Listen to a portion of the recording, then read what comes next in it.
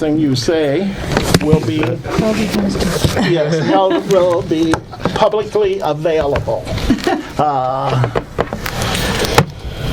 So Keith, why don't you start and tell us what we're up against for the rest of the... I think I pretty much covered it with you guys. The only one that wasn't here was Tiffany. Yeah, Tiffany wasn't here, but the good news is that this weekend it's going to be in the 60s, 65 on Saturday, and really it looks like any rain would hold off until evening on Sunday.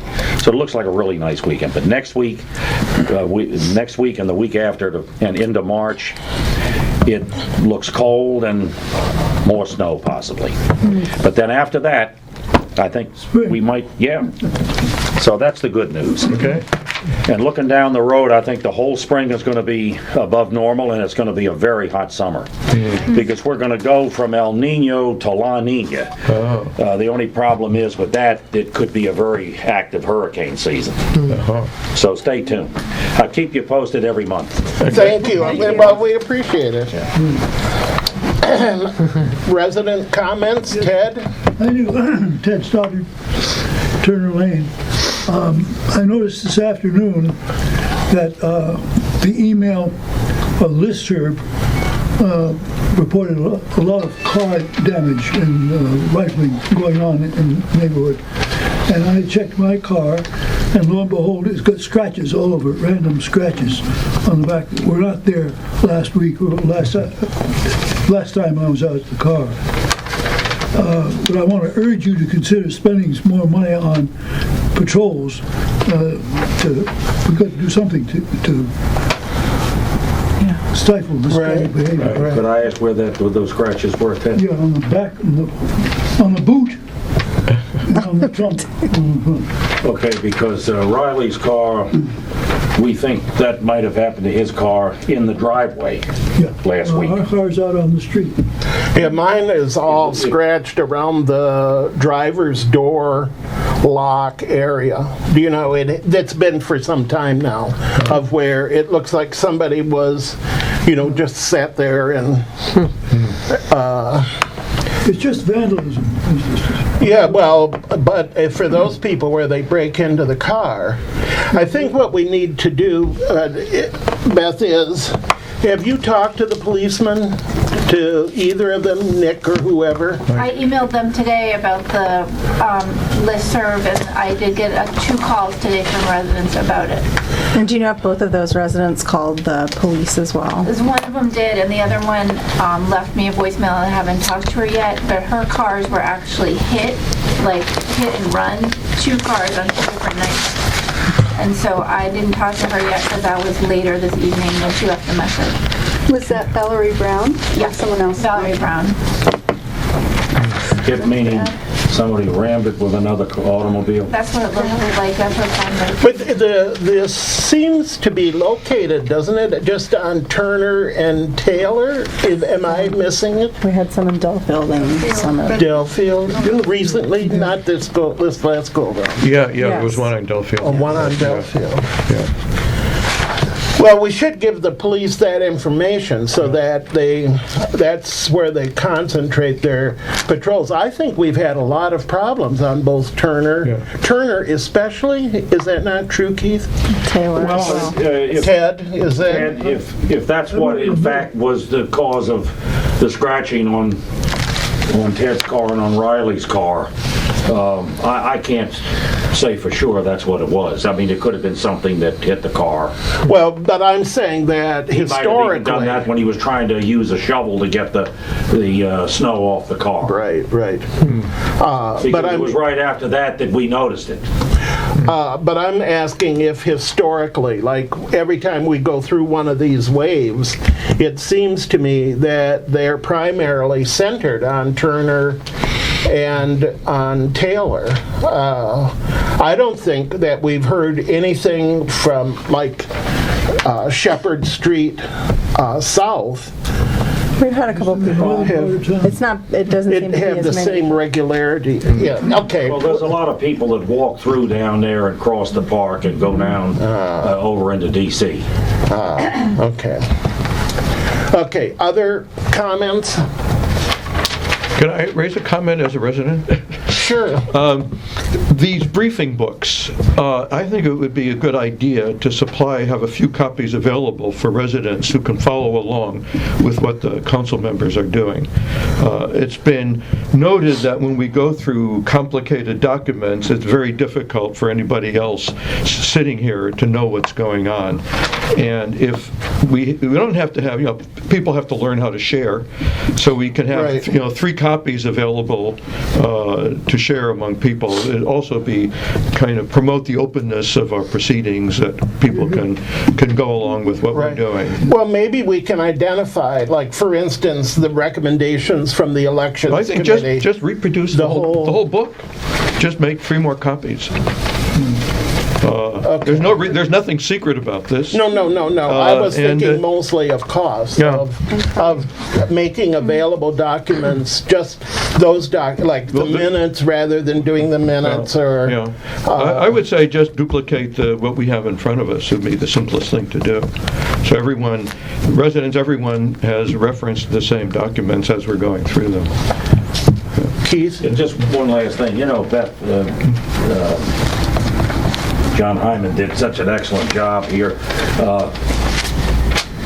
Richard wasn't here to enjoy that fact, but, he did a really terrific job here, didn't he, Deputy?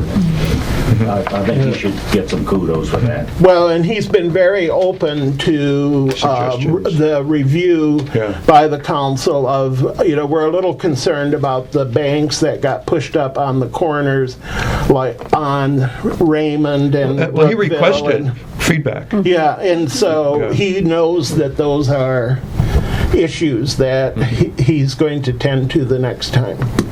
So, thank Awfully you. hard when you get that much snow. though. Oh, I think, your In that short a options. period of time. Yeah. That much snow in that short a period of time. Yeah, no, your options are pretty limited. I'd like Ted? to endorse what Arthur said, because it has been impossible to follow for residents, to follow your changes to the ordinances. Right. I believe you're doing it right, but we can't follow it. Yeah. Right. It's on. Ted, do you want to have the paper, or if we were to put, if we put a projection? Published as a newsletter. It is published on the website, but in the meetings, Newsletter do you want a delivered to paper? people's houses. Everybody in the village should have access to them. So you're saying that it being on the webpage and available isn't enough? It's not enough. Okay. Same with elections. Right. All that election stuff should go out by mail or hand delivered. One of the two. Susan, were you going to? Well, I was just going to suggest that perhaps as a compromise, anyone who doesn't have web access and who gets their newsletter delivered to the house could receive this in the mail as well, Well, just rather so than it's delivering it to everybody. everyone, because that could be, elected to receive things electronically. yes, I think we that- only have like 10 or 12 people who receive Right. the newsletter on paper. So maybe we So need to maybe figure out if projecting it in here, or if people actually want to have the paper to write on.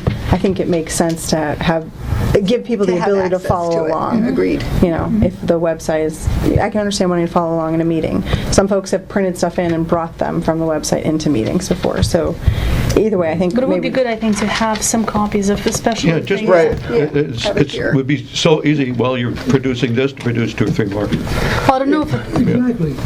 Arthur's great. Do you get the newsletter now by mail, or do you Yes, get it Sure, I get it by hard copy? Levovich is forwarding some of the to the listserv. The newsletter comes from Constant Content and from the listserv. Right. But it Okay. doesn't have all this stuff that Arthur's talking about. Right, no, I understand that. Okay. Naomi has a comment. I have a question. Oh, sorry. When I see You have to that- identify your... Naomi Nyerman, when I see that some folks are forwarding notices from Constant Comment to the listserv, I ask myself, why are some people on the listserv but not in Constant Comment? I don't understand that. If they want information from the village and they have an email address, why do we need to forward them the stuff to the listserv? Have they opted out of constant comment? Have they not joined in on the? Right, and if they're getting stuff from listserv, they've got a computer. Hello? Yeah, so do you not get things from Constant Contact? I get both. Both, okay. Who doesn't get constant comment that is on the listserv really needs to stand up for themselves instead of relying for people to forward from one to the other? It's hard to understand. It's just something that somebody's doing, that's all. So I want to know if those are the people who are complaining about not getting a hard copy newsletter. Well, but Ted is saying that he's getting a hard copy, and we are sending hard copies to the 10, 12 households who have asked not to receive things electronically. Or to receive the hard copy in addition to... To electronically, yeah. So is there any way of finding out who's not on constant comment? We know exactly who receives the emails in constant contact. We do not know who is on the listserv. So we can tell you whether or not someone has received it, whether they've opened it, whether they've forwarded it. Every household in the village was reached out to provide an email if there wasn't already one, or two, or three in some cases, in constant contact. So if there are residents who are not receiving things from the village that would like to receive them, all they have to do is email a council member or the office. Maybe that's a comment to make on the listserv. It's just seems. Well, to see why it's constantly showing up on the listserv, particularly after I got my hand slapped by Bill Levovich for cluttering the listserv. I sort of am feeling like this adds to that clutter, and so I don't know why he's not paying attention to that. Okay. Anything else? Update from the Centennial Celebration Committee is next. Sorry, I wasn't fast enough. Okay, so you recall that on the committee serving Richard and Susan and Michelle Malloy, who is a professional Party planner. event planner, which is a godsend because she knows stuff that would take us years to figure out. We are still under the $20,000 budget ceiling that we're working towards. I just found out today that the folks who own the grocery store would like to help, and he said, well, what about some beer or wine or something? And I thought, maybe. Yay. Instead of cash, maybe they could give us the wine, and so we'll be looking for sponsors, and I started doing that. So our goal is to not reach a $20,000. On the other hand, if we find that it's worth spending money on the video, the DVD that we so much want to produce for everyone to share, then we might come back to the council and ask for a little bit more money. You probably remember it's April 17th, 2 to 5. We're going to have lots of things for the kids to do. And the program is shaping up as follows. 3 lectures, for lack of a better word. I hope they don't feel like lectures, but two of which will be done by Paul Weller, who is a wonderful storyteller. He'll segment his talk about the history of the village up until incorporation and then beyond incorporation, and I was thrilled to learn that he was the first council board chair after incorporation, so he's steeped in this. We're working on his program. And Chris Fleming and our own Arthur are going to do the tree presentation. She will assist me, she says. I think she wants to collaborate in that way. She'll help you along. She'll help me along, yeah. So there's lots to say about it. Obviously, it's not going to be like presenting a report. And there are some things in the report that are not good news, like that we've lost some canopy, coverage or whatever. This is a celebration. We want to talk about what's terrific about our trees, not how we're losing trees over time. So just as a reminder. Let's see, I think the theme we've settled on is our village centennial celebrating 100 years of community in Martin's Additions. Susan is interviewing some longtime residents who have stories to share about the history of the village, and we're hoping to find more.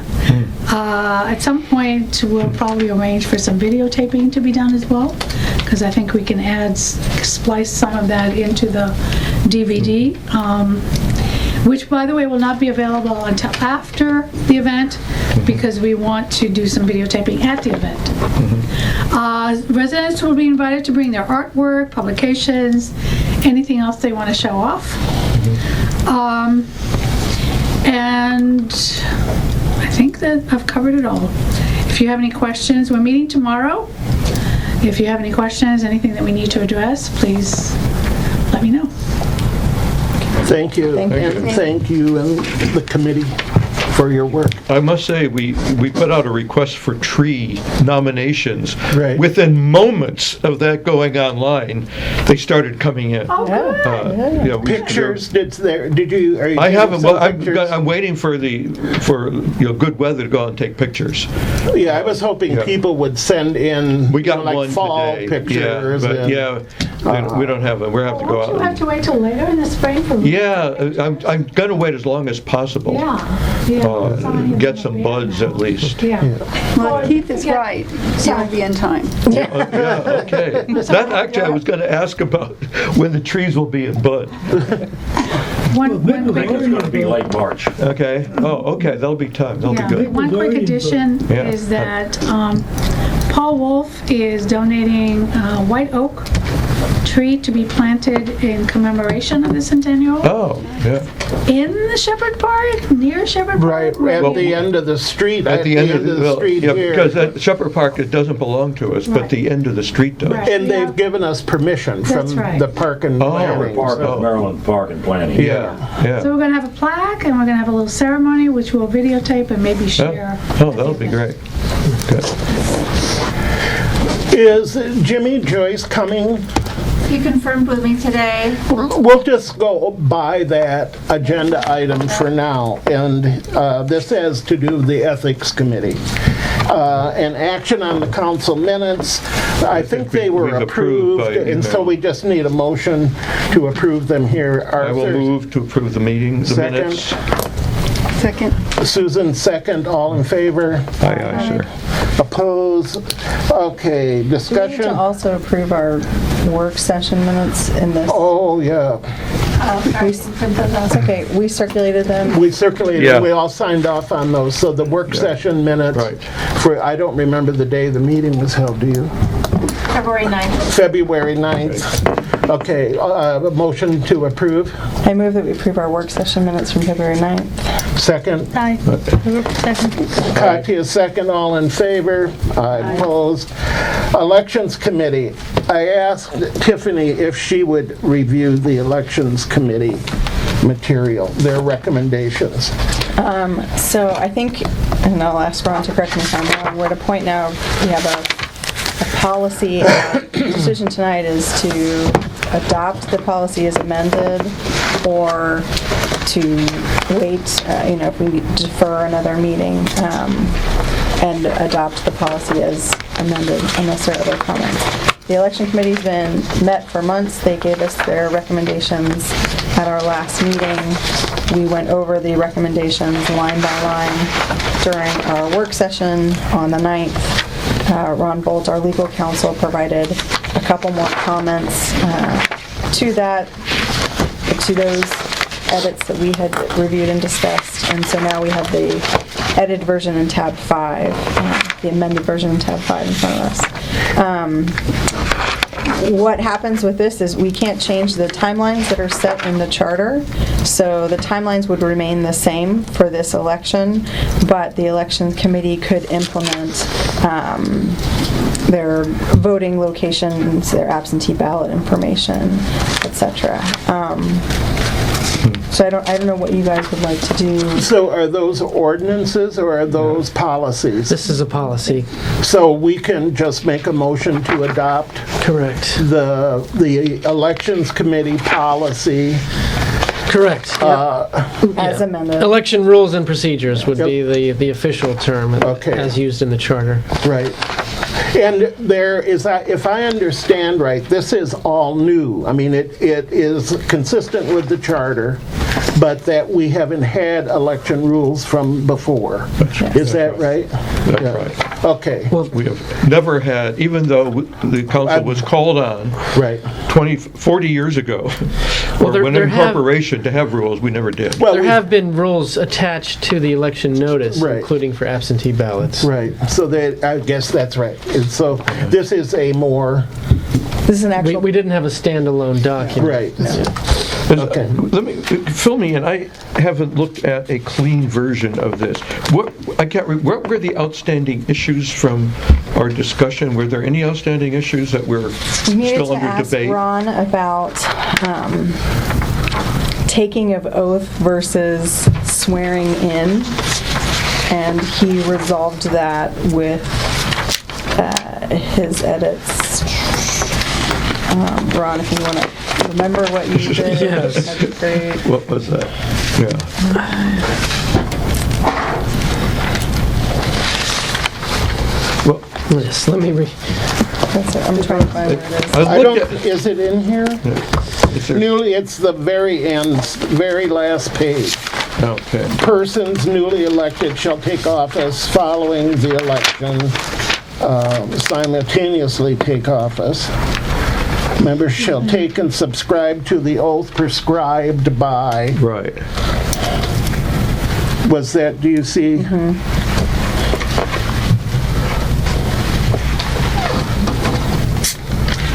This is an example of where it would be useful for there to be copies of this available for everybody. Okay, now, the grayed out portion here, or I guess that was red or whatever. Just where the comment bullet is. Oh, okay, It's all still there. okay.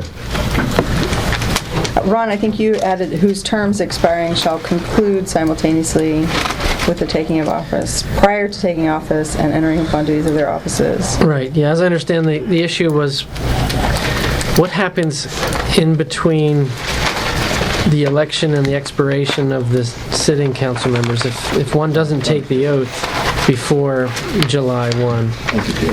So, as written, this provides that you can't perform any duties as a council member until you take the oath. And so the outgoing members' terms will expire upon the taking of oath of the new members coming in. They don't expire automatically at the end of the year, at the end of the fiscal year? Well, what we were trying to cover Is here, not having a Arthur, gap. Right. it was to not Right. have a time where we Right. didn't have Right. active council members. And we can do that here, that we can specify that the term expires at the time that the next council member takes the oath. That's what it says. Even if says it's like that. August 5th. Right. Yeah, It that's what says. Okay. And this is what you're looking at right now is the charter amendment. Oh, okay, that's what I was wondering. This isn't the This is the charter regulation. amendment, which we Okay. can review and agree on. Right, okay. Qualified voter? What do we want on? We're not adopting that now. Yeah, just to be clear, the charter amendments are not ready for adoption tonight. Right. Okay. This is just a regulation. Only the election rules and procedures. Right. Okay, so this The definition section, is the same. Okay. Yeah, Definition right. is the same. Yeah. for this Can't make any changes to the charter. Right. So if it's in the charter for this election. And there's no natural citizen reference in there. No. Not in here. okay, so any more discussion? Well, yeah, let's go back to that. In the regulations that we're adopting tonight, Okay. what does it say, Policies. the policy? Where would I find, what does it say about who can vote? Qualified voter, that's it. It just says qualified Who can voter. vote is on the page 3. Who can vote pursuant to the charter, a qualified voter is... Oh, right, okay. Exact language. So it just says qualified voter, they don't define. It's just There's no restating definition. what's in the charter. Okay. No changes being Okay, made there. good, okay. Because it, We can't, can't be made Okay. in the policy. Right, of course. Okay, looks clean. So a motion to adopt the policies as presented by the Elections Committee with a slight amount of editing. I'm ready for one. Who would move? I move to adopt. Okay, in a second. I'll second. Katya seconds. Any question? All in favor? Aye. Opposed? Okay. Beth, for the record, this is policy number 2-16-1, and I'm reading that from Ron's notes and his. First one of the year. Okay, and, Jimmy is here. right. Will this be sent to the elections committee? Yes. Yes. Because we're meeting next week. Okay, that this policy was adopted. Yes. Okay. And whatever edits. We're done. You'll get the clean version of, here it is. It would be nice to know what the edits were. Right. Yeah, let's get a clean A version. draft version as well. Okay. And you'll be sending those to Leanne and maybe the rest of us, Beth? In case she doesn't have a chance to forward them. Jimmy, we skipped over the Ethics Committee. It wasn't a big deal, and we're glad to have you here to report. Oh, so I can, Yeah, do you need me? No, to do come on anything? in. Yeah, Okay. yeah, no, we're So- waiting for you. Okay, I'm Jimmy Joyce. I'm part of the Ethics Committee. I'm not sure what I'm supposed to do here, but I do have a questionnaire, but you guys might have that as well. We did. yeah, we So did. maybe you could just tell us what you guys have done in your meetings that have been open, and All right. that's led to this questionnaire. So we met on January 27th and January 13th.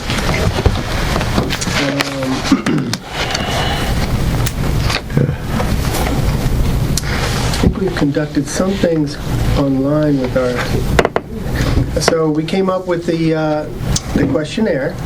You have that. So I think the issue is that that would be required of council members and of candidates to sign prior to And also village employees? village employees as well, yes. Yeah, okay. Okay.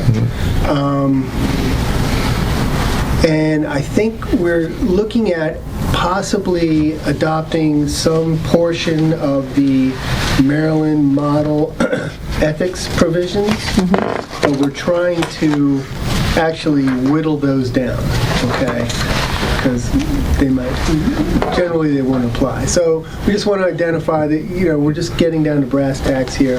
We want to identify any conflicts of interest.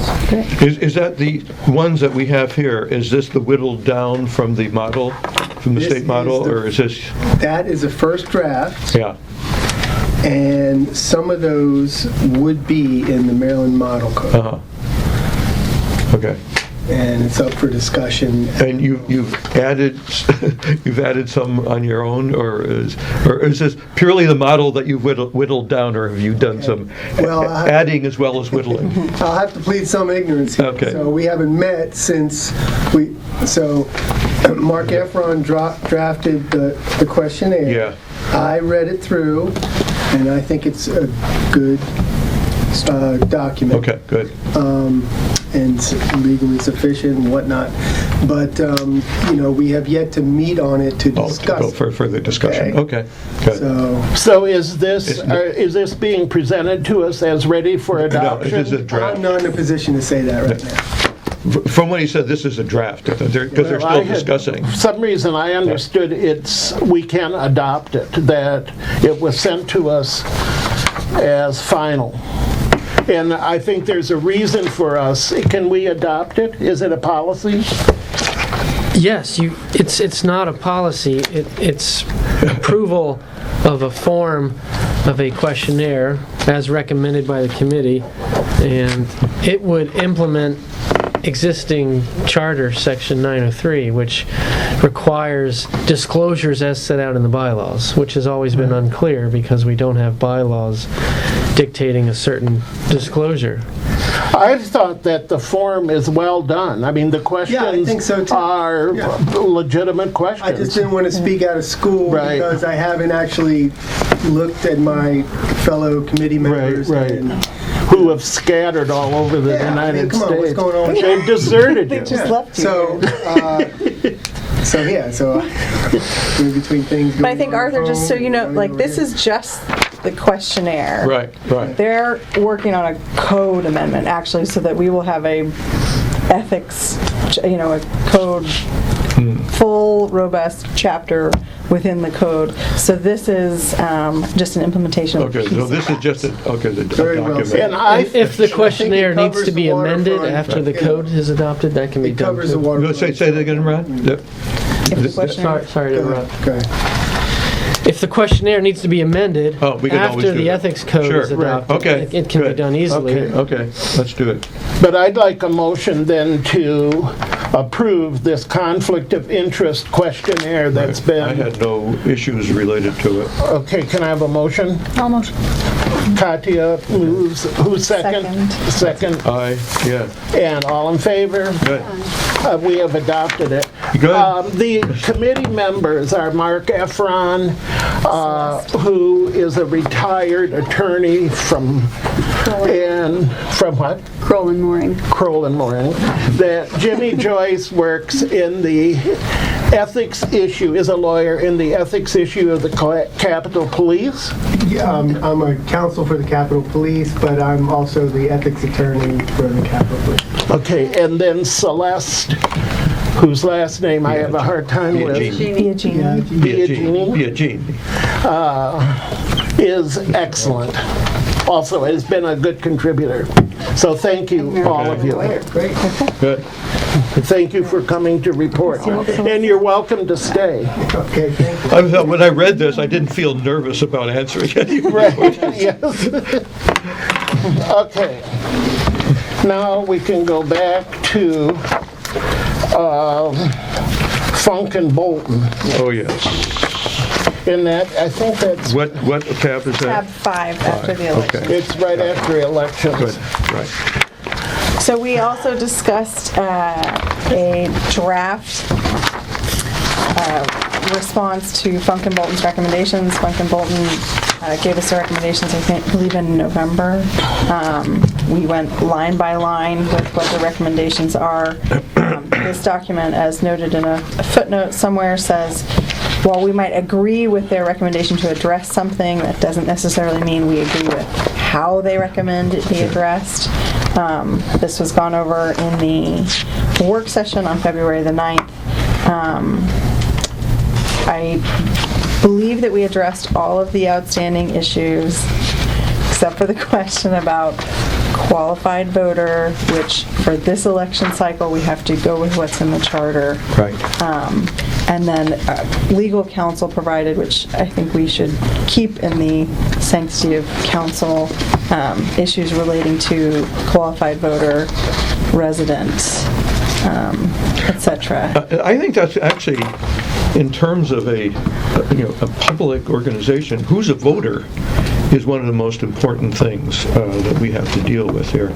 Well, I think just to be clear that for Ted and Keith and for Naomi, that the question was that natural is one of the words that's used with voters.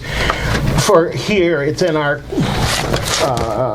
is it in our code? No, it's not in the code, it's in their suggestion. It was in their suggestion, which is, of course, the Ted Cruz question, I guess. And then the other issue was whether owners who are not residents can be allowed to vote, because there is perhaps a legal issue regarding that. There's more than a legal issue. I think there's a question of how we define Right. what a voter is. What does it mean to be a voter So in the village? those are the two issues, Ted, that are on the table about, that we haven't resolved.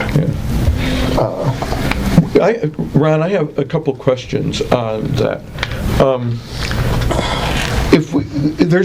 Is there any good reason at all that I hate the term property owner of that, whatever the phrase is that's in the charter. I mean, it harks back to 17th century and colonial times that property and wealth were the qualifications for voting and participating. And you said there's also legal issues have risen because of that. So does anyone have any good reason for keeping that in? So that property owners who are not currently residing in the village, Yeah. because the currently residing, I believe, is the problem, can still vote. Yeah. It's a policy question. It's a question. Is there any reason at all to keep property owner in there? So that property owners who are not currently residing in the village could still vote. So that property owners can protect their interests and exercise a vote, even though they're not currently living in the village. But there's You may no have way an to interest get, in voting in elections, even though you're not living in the village. right. You There's could no be- way to get rid of the word property owner. I don't know how else you describe them. Just get rid of it. Well, You because could if you can influence You could by... be living outside of the village Yeah. while your house is being renovated. Right. And all of a sudden, you Yeah. can't vote. No, but that depends on how you define resident. Residence is divided in the charter.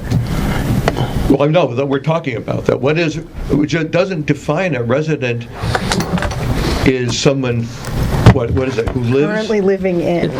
Right now, it says presently lives. Yeah, We could revise the Yeah, charter right. to adopt a more Inclusive. traditional definition, Yeah. one that's domiciled, where you intend your residence to Okay. be, even if you're temporarily outside of the village because you're at school or in right, a hospital.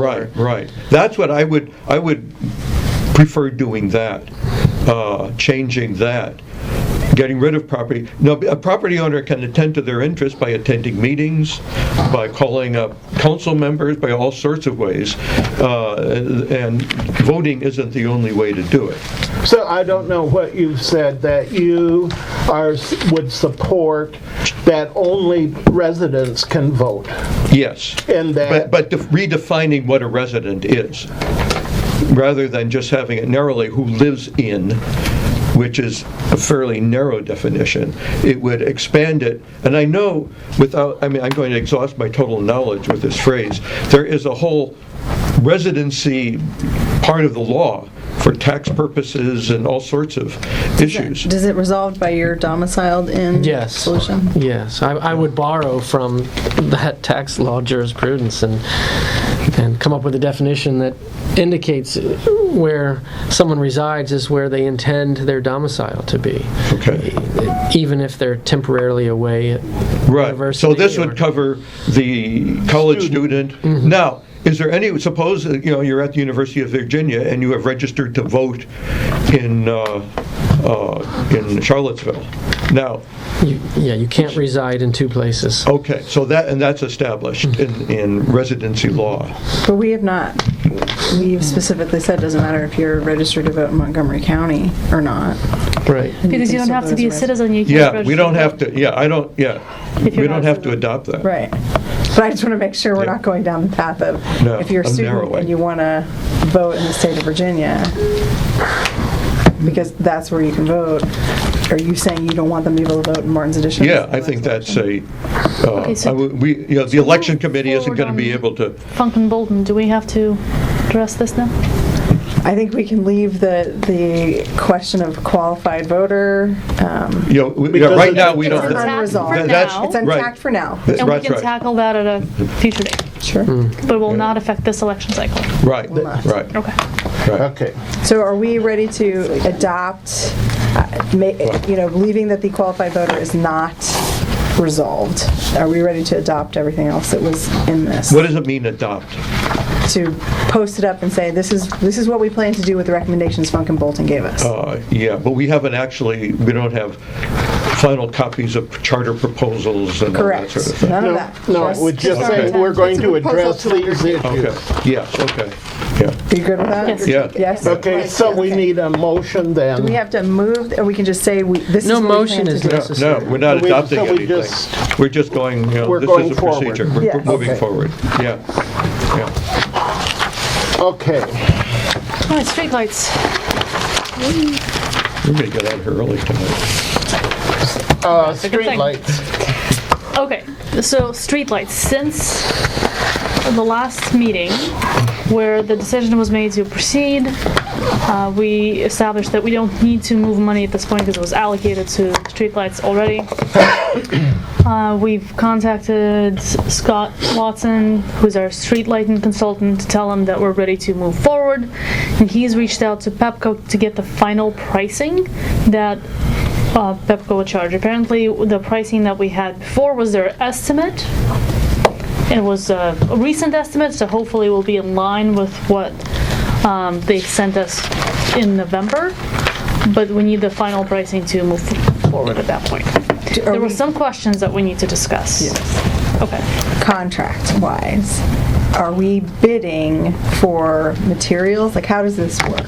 If we get materials from someone else, can Pepco still install them? Or do we have to get materials? They can, but at that point, again, we'll have to, so if we break this up, the price that we had was to get the lights from Pepco that they stock, right? So they would have supply if we lost a light, like they would have backup. It would be on them. So that was our quote. If we wanted to break it up into Pepco's just installing them, then that's a path we would need to take. Try to get different bids and then align that. I don't know if it would be cheaper or more expensive because maybe Pepco is trying to encourage to use their services. But it's definitely something that we can investigate if that's what we feel we should do. So they would put in the, whatever those arms are called that the light is on, and the light, they would put in any additional poles. Yes. And Connect them. the lights on that too. Yes. Okay. But what I'm seeing as two separate things. There's the materials, and then there's the Installation. labor installation. And then there's the ongoing Maintenance. maintenance. So, can we contract with Pepco for all? Do we have to do all three with them? We don't have to do all three with them now. But I think that if the material doesn't come from them, then maintenance becomes iffy. So maintenance and materials come together. And we may be then responsible for supplying materials in the future what I'm when the saying. lights burn out. Can we- We have to That's go back maintenance. to our supplier. Can we confirm? Have Scott in Yes, so writing confirm that? I think we may have that in here. Let's see. At least in the estimates. Okay, so this was the summary that had the various options.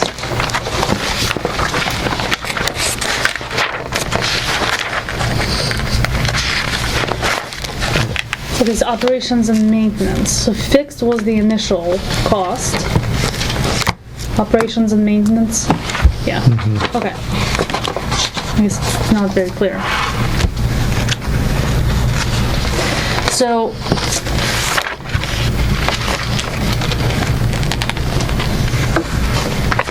I'll take as a follow-up item to figure out if operations and maintenance are directly tied to installation of the light I don't think bulbs. that. I mean, from Which I my. believe they are, but I'll double check that. I don't think that we have the capacity to start stocking replacement lights and all I mean, of that that's stuff. if they get discontinued, that's a risk that we would have to face.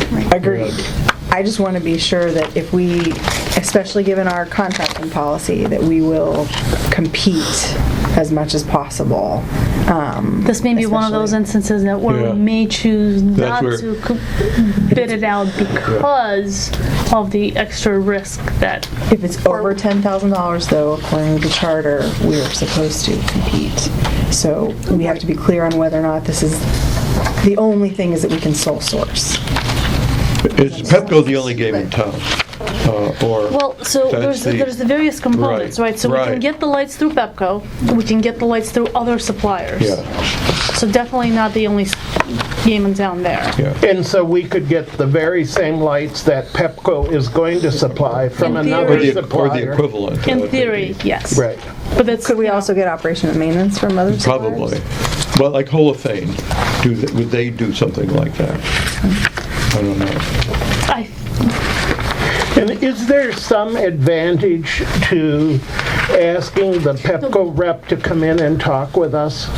Yeah. And to say, this is what we're trying to do, and, we feel like we're slogging through this Yeah, let's at get a snail's yeah, pace. right. And would you please come in here and tell us what the Right. issues are? And I think we could ask them those very And questions. I think it would also, if we can find an alternative to ask the same questions Right, to right. somebody else. Well, we could also bring in one of those other suppliers Yeah, and like- say, have you worked with Pepco? Well, And- Holophane, I know, works with municipalities doing what Pepco does. And they're, And do they do maintenance then too? yes. That's what a couple of years ago, last I talked to them, they did. I thought the lights we were getting through Pepco were Holophane lights. They are. Yeah, but Holophane also does their own. Does their own. They will. Well, that's So I guess maybe the question is, if we can buy the electricity through Pepco, Yeah. then the operation and maintenance and the actual materials are separate things. Yeah. We can I treat think it that way, I yes. agree. Well, Richard, I think the only thing we have to do Yeah. through Pepco is buy electricity. right. We don't have an alternative Right. unless we install or. And then we could meet with Pepco to Yeah, I think that's a good prod them. idea. Get But it then in. maybe we need to meet with this other company. Somebody else. That, I don't trust utilities Yeah. to give us the straight scoop on stuff. Arthur. And it's useful to let them know we're talking to other Sure. people too. Okay, Okay, so, And Ron's going to look into the question of, with the charter and sole sourcing, since this will Okay. be above and he'll provide us. Well, it's going to be Yeah. way, way, way above. I right. know. Yeah. The charter provides that bidding may be dispensed with when only one person or firm provides the Yeah, services. or that's what we have to supplies. find out. Yeah. We have to confirm that only one Yeah. person or service company. okay, so I need to do more research on this. Well, I wonder, again,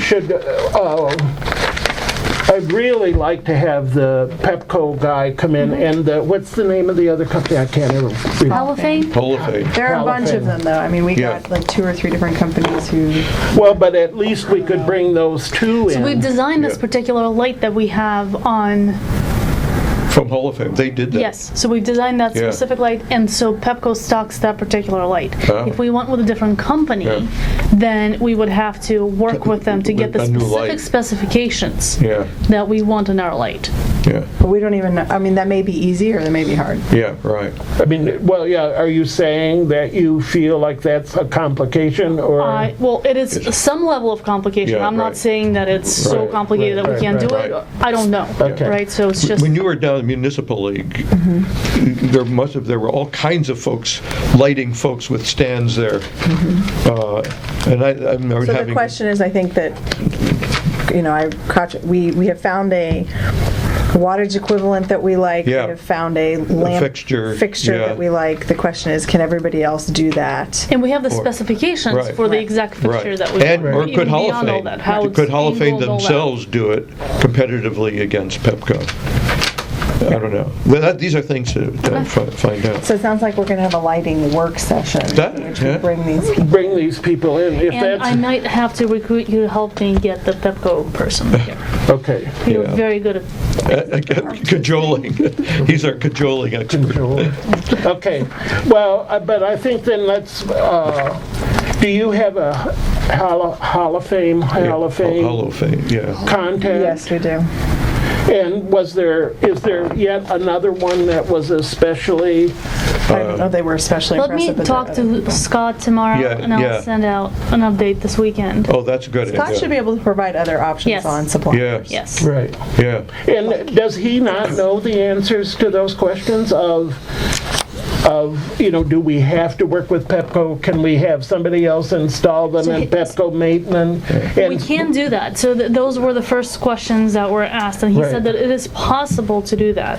However, because it's not like you're just getting a regular bulb and screwing it Right, in, right? right. So it's the fixture that has to be made just the right way. Right. And so that is just time consuming to ensure that we're getting exactly what we want from the various suppliers. They may not have this particular fixture in stock. Right, unlike so, Pepco. but what we can do is then put this out in those 3 levels. Please bid on supplying the materials, on the installation, and maintenance. on maintenance.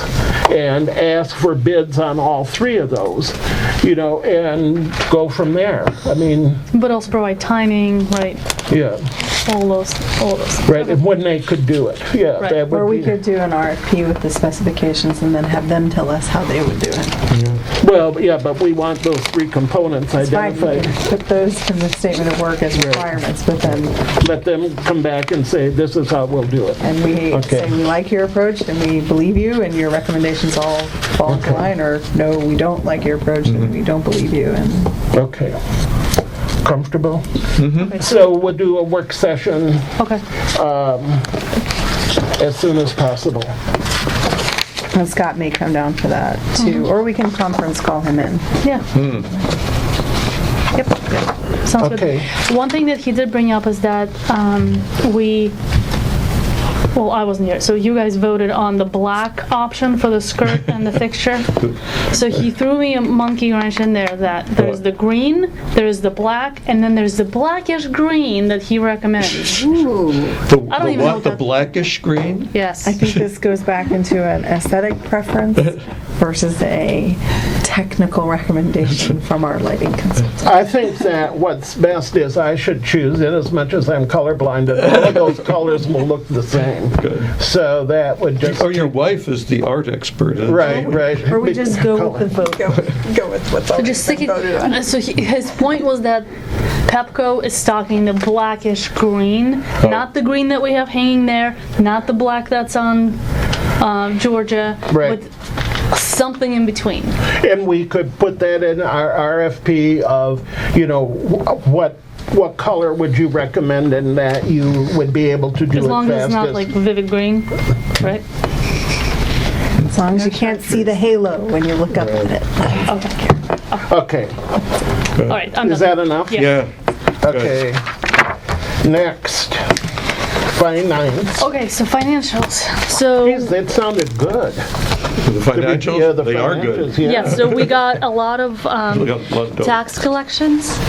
You skipped to Village manager search, are you coming back Oh, to the that? village, I'm sorry. Oh, sorry, I was have just a going tab from one for it. item to the next. That's right, we don't have a tab. The village manager, we have gotten 25 plus. 25 plus applications. We have interviewed by phone 6 people, and we are going to do personal interviews next Wednesday with 5 of those 6. And starting at 6 o'clock until 10 o'clock. Can I suggest we get sandwiches brought in? Sure. Yes. Okay. That's Call in fine. your order. Okay. One of us will take care of that, given the, Okay. So, any questions about that? So we're meeting, we'll have a closed session on next Wednesday. we'll have an open session to vote. An to go open into session. closed To to go move into closed session. To in order interview. to do the interviews. Okay. Any questions about that? Okay, Okay. now financials. Okay, so tax collections were high. We had a lot of personal income tax collections that we got a portion of, and real property taxes that also we got. Good night.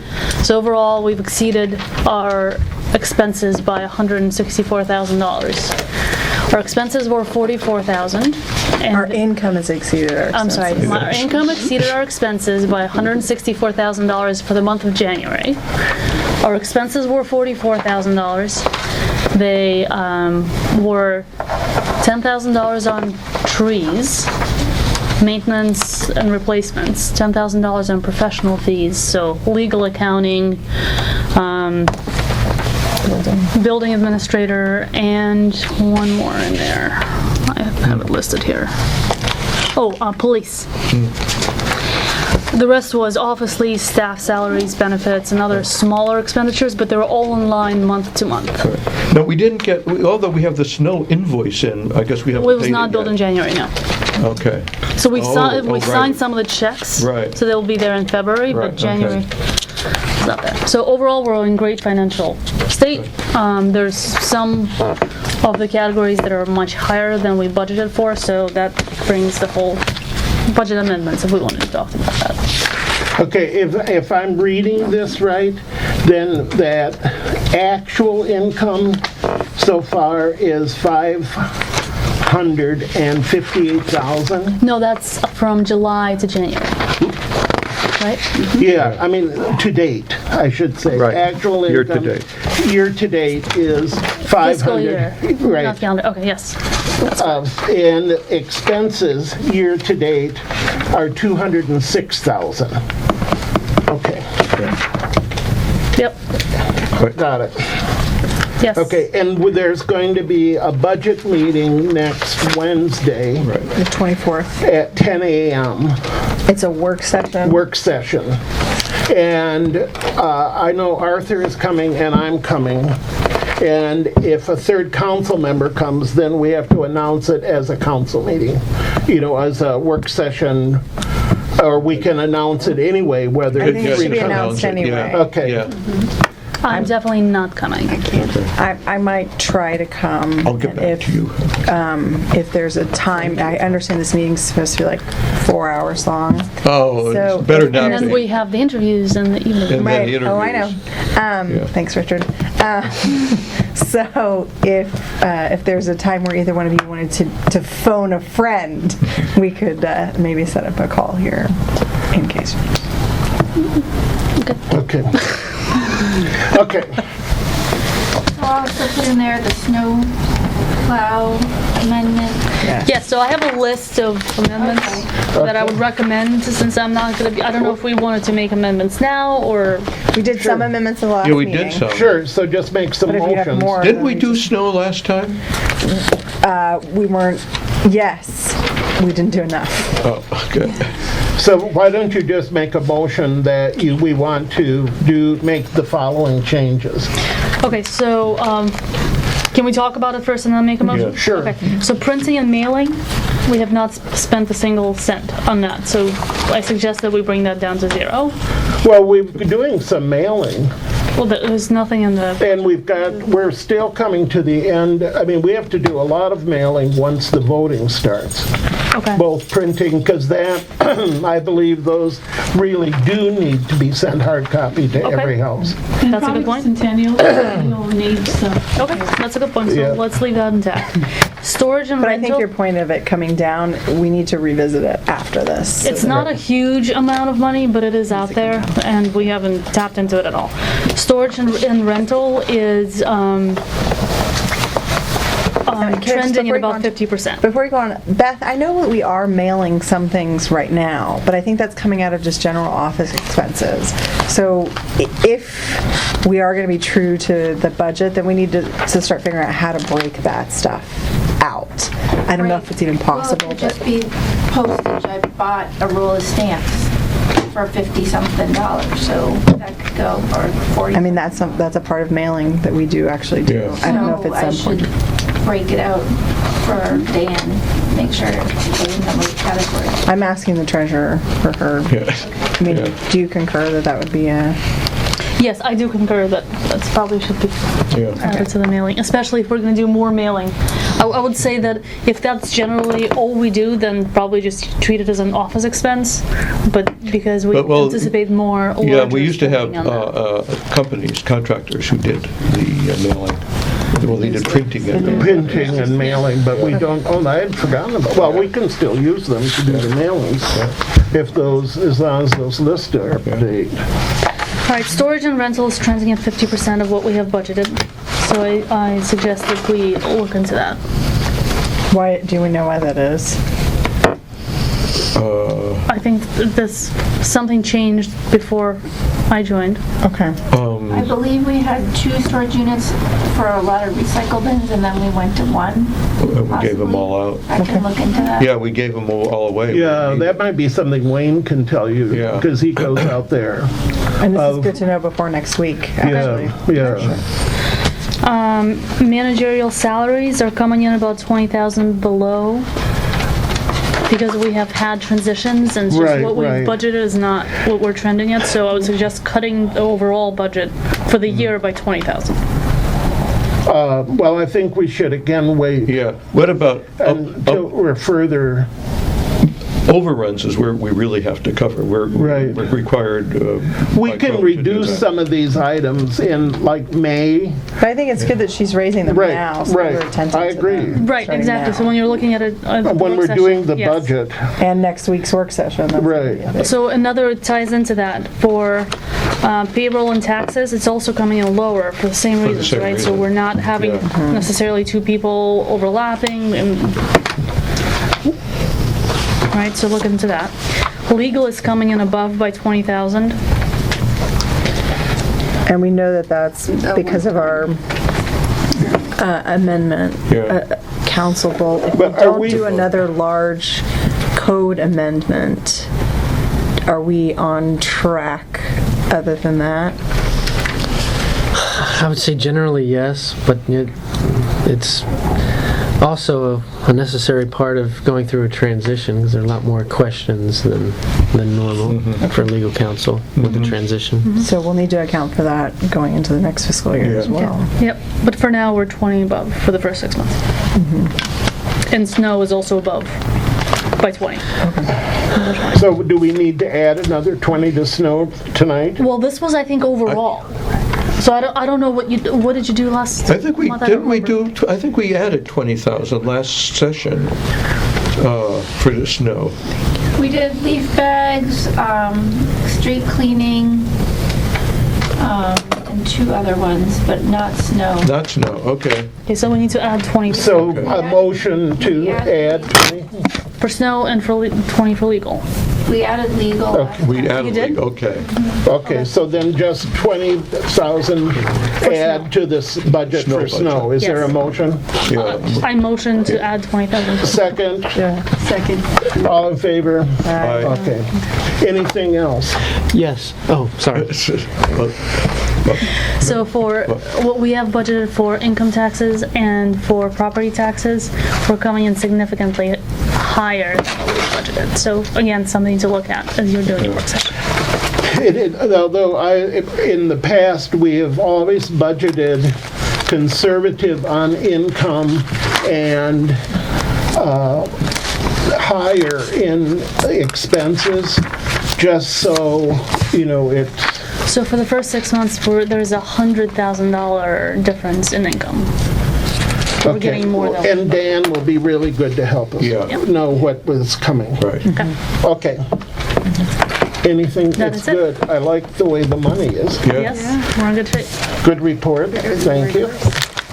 Ron, you had a question? Yeah, before we go to the next tab, do you want to address the village lease and have a motion to direct council to issue a letter to the Yes. landlord Right. exercising the option to renew? Yes. Yes, we want a motion. Yes. Someone can What? just say so moved. So moved. Second, All right. Aye. What? Tiffany, you're looking. Would you like some askance. discussion? That's an askance Discussion. look. we had all this discussion before you got here. Yeah. You said no. Joke. That document that has all the handwritten edits on it. Yes.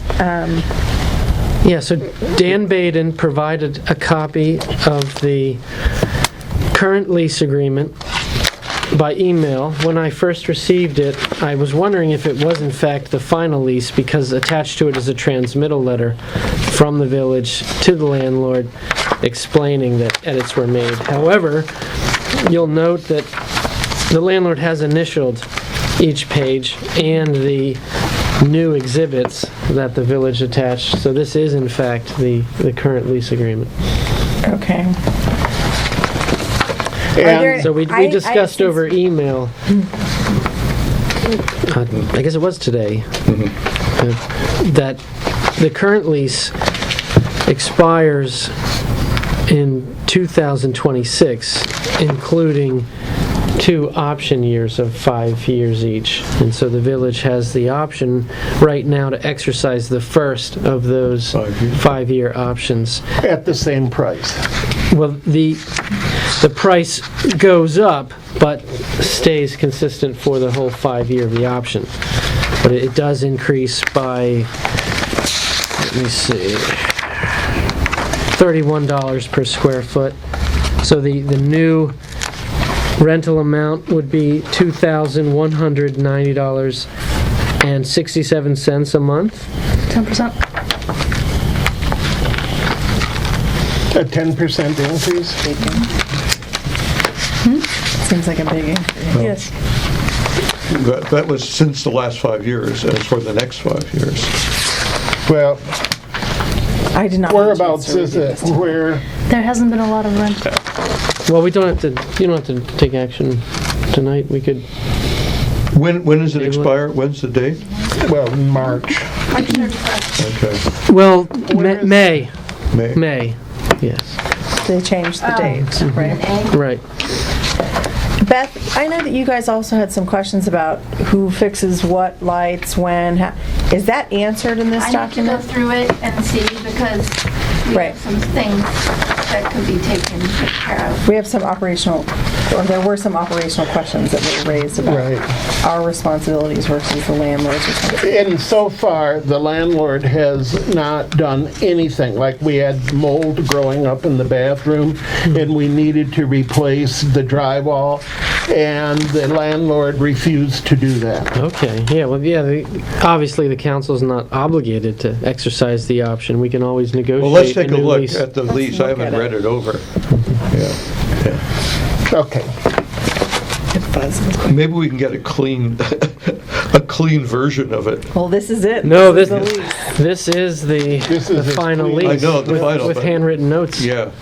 And I think that this conversation about what's included here is important to know for any conversation regarding layout changes. Oh, yeah. Some certainty that, Yeah, because that office, the potential office remodeling, it seemed to me in discussions with Beth that where we've left that was that, yes, we're interested, we'd like to see some pricing about tables and chairs, and, you know, if we could get that from the designer. Am I right on that? Options for what those things might. Like cost, Yes. right? So that that we know how much in furniture we'd be spending. May or may not, depending right. on their design. Right. And I think also just getting, like, the records retention policy done may tell us that we don't need 5 of the file cabinets that are in Right, here, right. which could help us with all of those questions. too. Okay. So I'll follow up with the designer about getting some prices. We're going to read the rental agreement, and then I think we can do some email comments, that if you've got comments on it, so that we don't go into this, without everybody's ideas down. Okay. And making that- sure that it addresses the staff's concerns and any council. About repairs and stuff. Yeah. Okay, yeah. And So- that it's enforceable in the future so that we don't run into. Okay.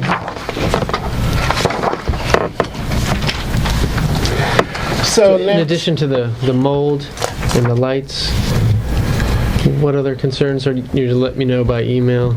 right, I don't know if you've got other concerns. A couple of the windows don't close. Yeah, the heating is weird, like it'll start blowing freezing cold air, and then I push the heat without me touching the thermostat.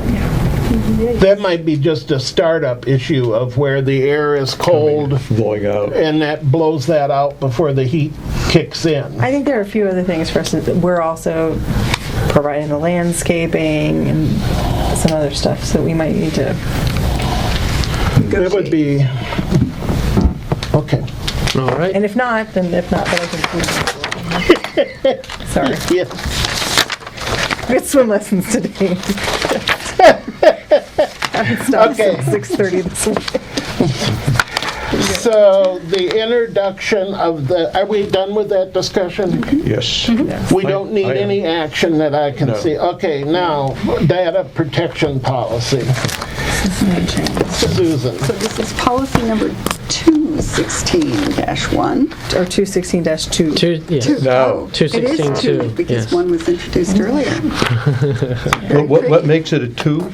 It's 'Cause the it's second the one. beginning? The I mean, second one of the night. 2 dash, 216. It's February February. 2016. Okay, February. The Okay. second one. Okay, for February. Okay, got it. So in order to comply with state law, the village will adopt policies and procedures to protect personal information. It's obtained in the regular course of business, legally, things like social security numbers and driver's license numbers, and establish a procedure for destroying them when they're no longer needed. That's pretty much it. Has everybody had a chance to review? Yeah. So we, lots of effort has gone into this since Ron informed us last spring, actually, that we needed to get something together for state law. So we used some model language that MML had provided. Beth has done some work on this, and then Ron helped to provide some counsel to make it to where we comply with everything that the state requires, that we are doing what we know to be kind of the best practices, and that we're actually able to accomplish everything that we say we're going to accomplish. I think it's also important to note that destruction of records is key, and since we will hopefully soon have a state-approved records retention policy, that we refer to that in this policy so that we're consistent across the board. Okay. So thank you to those of you who worked very hard on it. Yeah, and one thing, this policy should be on the manager's, assistant manager's desk at all times. This is something that has to be implemented. Right. It's not just something that we adopt. And it should be reviewed and Yeah, it's very actionable. important. Right.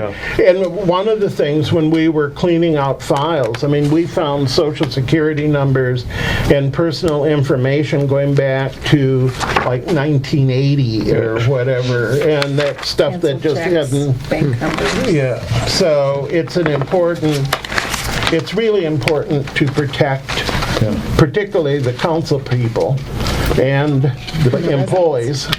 But do we have a lot of resident personal Every information? check that comes in. Yes, that's true. Okay, a motion to adopt the policy as presented, Arthur? yes, I will move to adopt the... Second by Katya.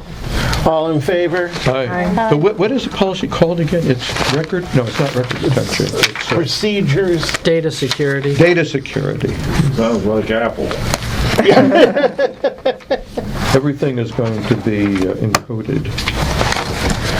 Managers report. Do you want to talk to us, Beth? Or did you want to just sit there and, you can talk to us from there about how it's going. This is, okay, so, I started as acting village manager February 1st. Tomorrow, I'm going to attend a review of the audit findings with the comptroller about income taxes, that was about the address issue. Right. So that's tomorrow, and then I'll report back on that. I went to a village managers meeting this week, and we talked about the snow reimbursement from FEMA, bylaw voting rights on the Maryland Municipal League, and we talked, Richard and I sort of touched on this a little bit, the list of service providers, whether there was some kind of disclaimer we could have in order to provide a list of service providers. And that's sort of a Ron Bolt question. Definitely, or it is a Ron Bolt question. A resident asked about the shredding truck, which we usually have in June, and that cost us $140 last year. There's also a shredding facility in Gaithersburg, so if there's not enough demand, we might skip that this year, depending on what people. That was a multi-village Yeah, with multi. Section 3, Section 5. Are they interested? Andy Harney and I talked about it. She would be up for it again. And then the new person, Ashley. Ashley Kavanaugh. Yeah. I can check with her. Yeah. You'd be happy. We might have enough of our own things.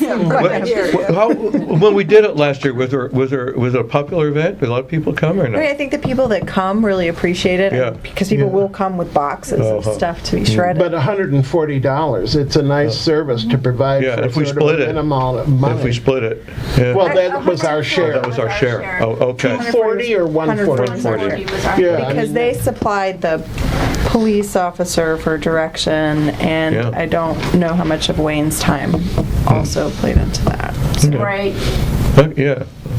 Yeah, see if they, yeah, I think we should do it. Okay. We talked about the NOCOM and the record retention policy. I heard from Maryland State Archives. The first person reviewed it, but he was sending it for another review with another archivist. So he's hoping to get back to me early next week. How many archivists does it take? And this is their second or third round of reviews. Wow. This is their third round of reviews. Yeah. And Sir, it's their form. There must tax be a dollar poem about work as they review their form. Good. Right, well, it had gotten preliminary approval from the one person, but He wasn't sure about it. I checked Google Analytics just out of interest. We had Yes. 3,688 page views in over a month. Most were of the homepage and the job openings page. That's interesting. The newsletter continues to be published monthly online. Someone asked about putting in a paid ad or an advertisement. We talked about the lease, the snow services. We met with Rolling Acres. I'll talk about that below. The FEMA reimbursement, they will reimburse for a period of 48 hours for the most expensive. They will not reimburse for snow shoveling, so that takes off some of the cost. I calculated. Wait a minute, snow shovel, what else is there? Brookville Road. I mean, they will pay for plowing. They'll pay for plowing, not and shoveling. Oh, I see. There's a removal. difference Right, but between not plowing and shoveling the shoveling. sidewalks. Okay. So they reimburse 75% of costs. The estimated bill that I looked at from January 22 to 24 was $14,035, which excludes the shoveling. So that we would receive about $10,526. That's good. But the next step, we have to wait probably till April for a meeting with FEMA to go over the forms to fill out and submit the invoices. And But you for have everything. 10,000, that's worth it. Yeah, and you have everything you need from Rolling Acres. So yeah, I'm just holding on to all the invoices and trying to Find the best 48 hours. calculate what we would yeah. be able to put in for, because I didn't realize until I went to this managers meeting that they don't count snow shoveling, only plowing, so.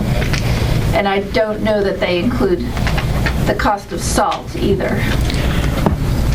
I would have to ask them if they include the. Rolling Acres used some pretty heavy equipment on Brookville Road. I don't know if there's a equipment usage-ish difference, because there wasn't shoveling Right. only on Brookville Road. There Right. was With actual- front-end loader moving Right. snow. So those numbers that I calculated, I can look again and see. Well, they'll be sending out a form, presumably, that you fill in. the Right. blanks. Right. So I'm looking to update the directory for 2016.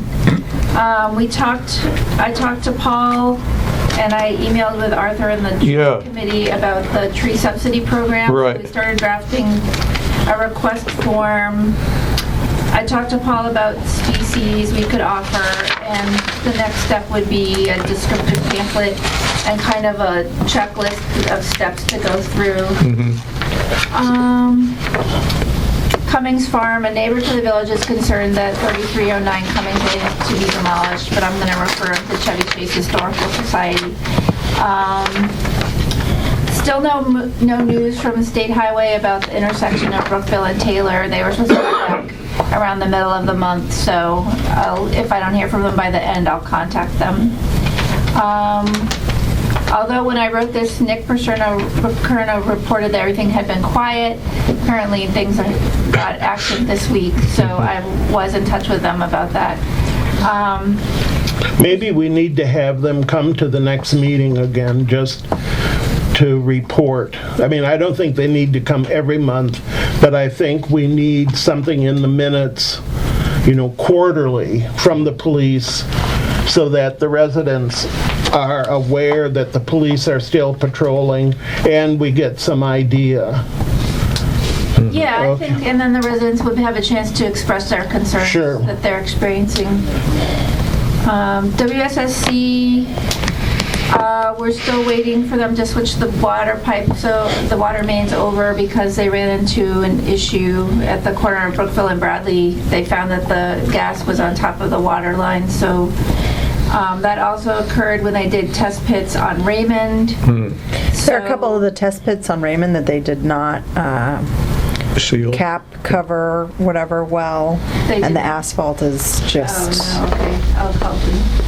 sealing. It's amazing that they just discovered this, that these lines aren't where they thought they were. This is why when they provide us maps, Yeah. we can give them to the survey company, and the survey company will incorporate it into our survey.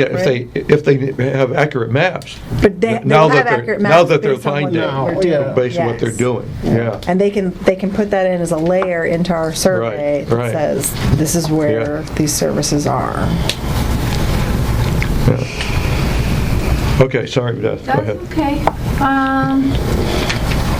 There was some legislation that Paul Wolf let me know. They were going to increase the permit fees. MML doesn't think it's going to go anywhere. I didn't get that this is a permit to remove a tree? There's two permits. You can get currently a $25 permit, and that will allow you to trim or to remove as many trees as you need to In the right of way. in the right of way. But now they're saying that it would cost $250 per tree to trim it and $500 per tree to remove it. But And these are our own trees. Right, and this is a revenue enhancement for the state, is that? and I guess it's to discourage people from removing. Well, but if they're on the village right away, we have to pay it. Right. But you say, but if Maryland municipally think it's unlikely, Yeah, it's unlikely. we just got to keep our eye on it. Yeah, so Paul let me know about that. So he said there was a hearing, but nobody was really at it. Okay. But we can submit comments. I asked the legislator, he said we could submit comments. Then we talked to John Hyman about the snow plowing, and we talked about plowing curb to curb, and we talked about the mounds of snow on the sidewalks on the corners of Brookville. And when I followed up with them about that last week, those mounds of snow had turned to ice, and they couldn't move them at this point. I think that in that conversation, which I thought was a really good back and forth with John, that one of the biggest things that we faced was the amount of snow that fell in the short amount of time that it fell, and the fact that we don't have a place to dump large amounts of snow in Martin's Additions. When we get large amounts of snow like that, the only thing we can do is Pile it up. pile it, in But, you know, even small yeah. piles, but then haul it away. Right.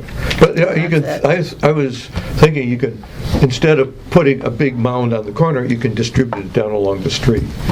And then people complain that they're building walls of snow in front of my house. That's Or tough luck. the other thing is that they put those piles there, but come in and haul them away.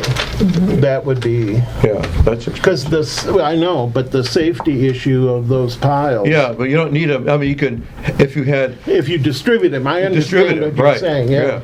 Well, and then, that goes into the question of curb to curb, if he's distributing the snow along the Who street. needs curb how to does- curb? That's for people who don't understand. I would say it was a good conversation. Right. They're also going to work on, and I think with Beth, kind of a lessons learned for the different Right. streets, because there are some areas that, if you put the pile of snow there, it's a problem. Other Right. places where it's not a problem, so they're getting those lessons. And then there's a couple of locations in the village with the bus stop, where the gigantic piles that are still there are actually blocking where the kids are standing on the bus Right. stop. Raymond. And Well, yes, obviously that's the one that's close to my heart, Right, because that's right. the one that my kid uses. Right. Yeah. Okay. So he's very open to communicating, and I found them pretty easy to work with and responsive. And I agree, I thought he was really open to criticism and Suggestions. and he was not defensive at all. I mean, he, what about this? What about this? And so he was, I think he is, John, yeah, John, I've known John for a long time, yeah, over 30 years, when he first started. right. No, he's good to work with. Okay, we're sorry. Curb. Continue, That's Beth. okay. So some sidewalk and curb repairs will actually take place tomorrow. We're just trying to do a few sample sites to see how they do, and then we'll get back to them. We'll take, input and see whether we want to move forward with other areas that have been brought to our attention. Right. Bulk trash will be collected March 12th again. We'll post signs. We'll coordinate with Wider Circle again. We still have pet waste bags. And that actually was funny. It came up at the village managers meeting that's a big expense for villages. So I was like, What is pet pet waste? waste bags. We get them donated from Friendship Animal Hospital. Yeah, why is it such a big expense? So It's I don't know. plastic bags? to buy plastic bags. You have to buy a big amount of them for your village. Yeah. That people were talking about going in on them as a co-op and buying them as a group to. Did you mention that we get ours free? Don't. They all want to come and get them. I wanted to double check with Friendship Animal Hospital if they wanted to give them to them, but I think they would. I think it's like a neighbor outreach. If their name is on the bag, isn't it? It is. Yeah. And then Doug's report is attached. The only thing I want to note from that was 3505 Raymond, where we had to put out a notice of violation. So I haven't heard anything negative from Wayne or Doug about them so far. We're still waiting to find out if they need a wall check. Other than the boat in the front yard, which remains. The boat is still there. What's the address? 3505 Raymond Street. So they have a county permit now, don't they? Yes, they have, all work is Village permanent. permit and a county permit. Okay. Beth, I just have a follow-up on the sidewalks. Do you know where they're going to be repaired They're tomorrow? doing the one on Melville. Okay. It's so on the Melvin's. list, yeah. Good. 6705 Melville? Yep. Yes, they're doing that one.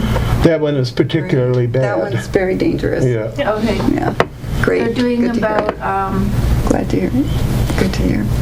about 9 spots. Good. A lot on Quincy, but Good. Ooh, 9 o'clock. Good. Okay, any more resident comments? Ron has resident comments. Ron had an answer to the question Oh. about the services directory. Would you like to? Oh, yes, yes, answer yes. now? Oh, yeah. I mean, okay. So generally speaking, the rule of thumb is you don't make recommendations because there could be liability associated with the recommendation. If it turns out to be a bad recommendation, some insurance providers even make it a condition of providing you insurance that you don't make recommendations that could come back to bite you if it's argued that the recommendation was negligent, for example.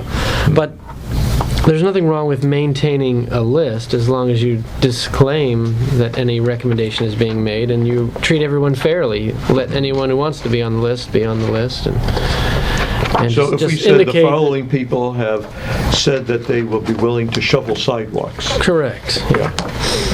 Then the staff is going to maintain this list on the website.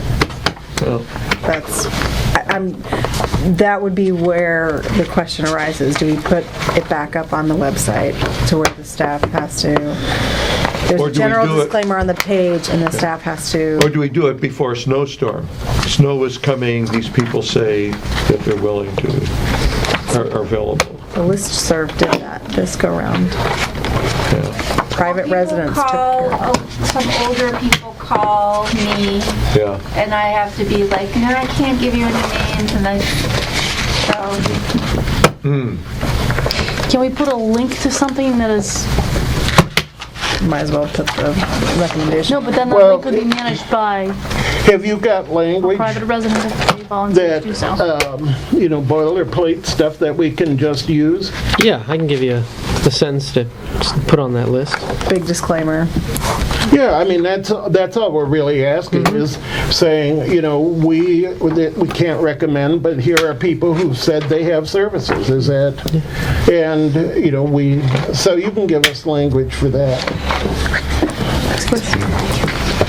Okay.